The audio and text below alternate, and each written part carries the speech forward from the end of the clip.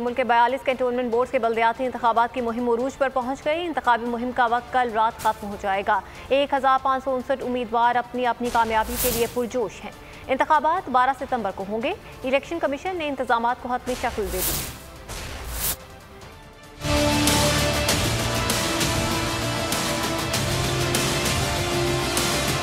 मुल्क भर में 42 कंटोनमेंट बोर्ड में बल्दियाती इंतखाबात का मार्का वक्त कम मुकाबला सख्त। इंतखाबी मुहिम उरूज पर पहुंच गई। इलेक्शन मुहिम का वक्त कल रात खत्म हो जाएगा।